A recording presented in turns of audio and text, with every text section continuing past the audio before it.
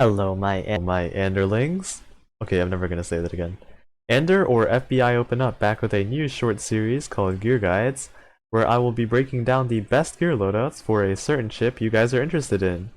These videos will be designed so that you'll have a solid understanding of the ship, while also being in a reasonable time frame.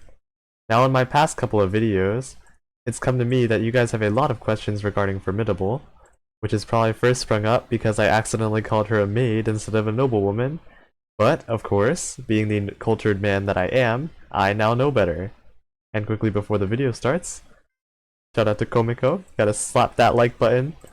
Now moving into the potential gear loadouts, Formidable is a very interesting carrier.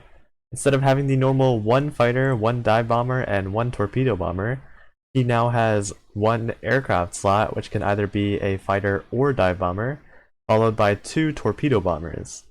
This means that her gear loadout will be different than a normal carrier's, especially with her skills, and with that being said, let's go into the gear loadouts for her.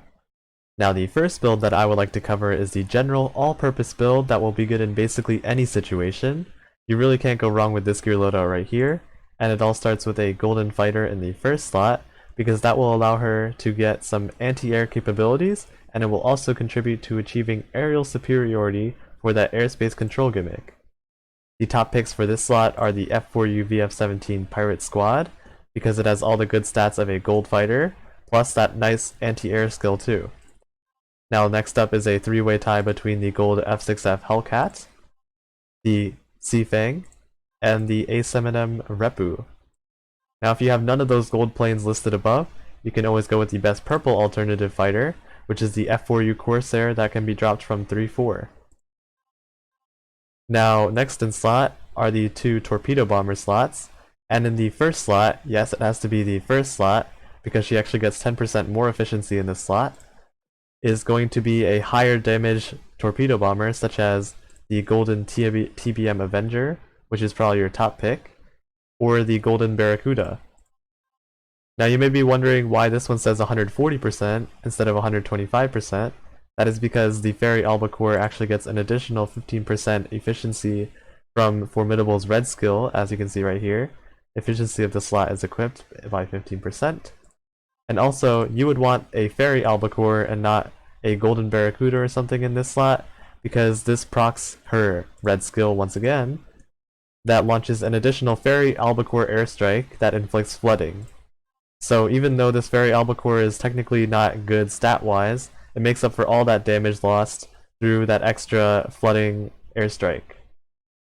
Now in the auxiliary slots, you would want a steam catapult plus a homing beacon, because this is actually the better loadout now, since the homing beacon is 40 less aviation, but it does give that nice 4% faster airstrike, which in most cases is actually a much better trade-off than that 40 aviation lost. Now the next build that I would like to showcase is the maximum damage loadout. This build has the exact same loadout as the general all-purpose build, except the first slot, as you can see, is replaced by a dive bomber instead of a fighter.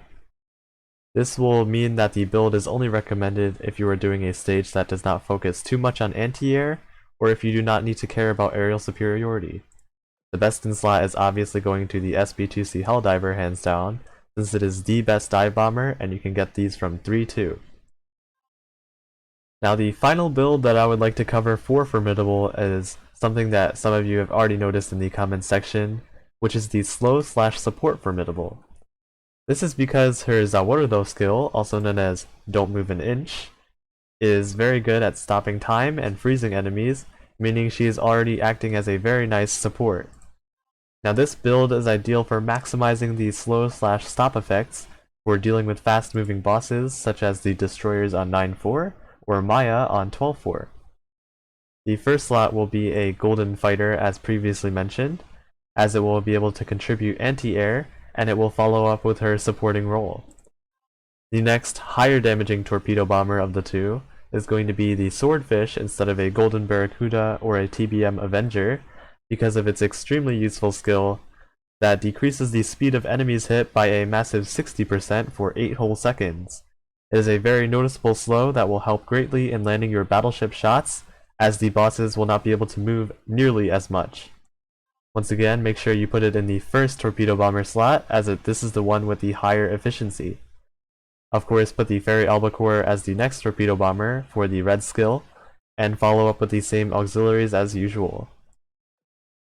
Now, since some of you would probably want to see this last slow/support build in action, I'll do a quick run of 9-4 on hard mode, since it has 3 fast destroyer bosses that circle around. If this loads real quick. Hard mode.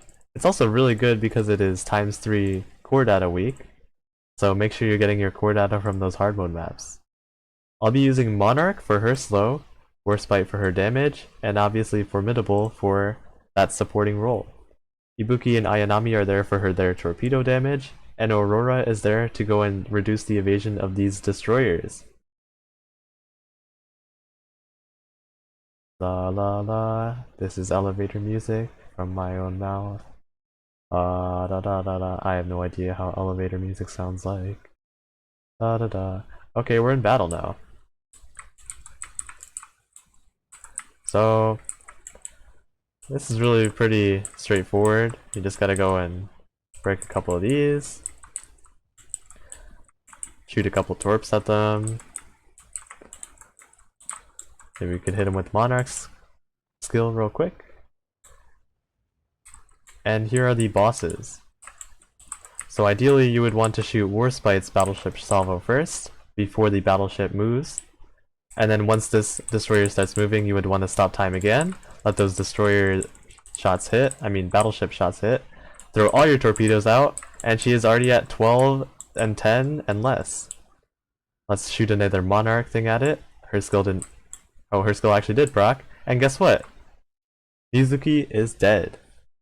Now if I'm really lucky I could actually get Nizuki for the first time here, but with my recording luck, it's not gonna happen. So, yeah.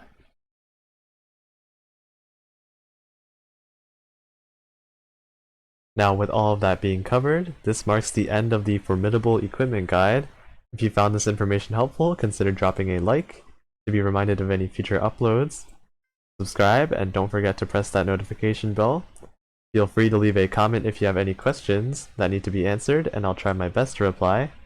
Since this equipment guide is now done, I'm going to do a couple gotcha pulls, but I'm going to be sad. You know what, let's do one more, and then I'll see you guys off. Okay, that's Washington, and with that, I'll see you guys in the next one. Bye!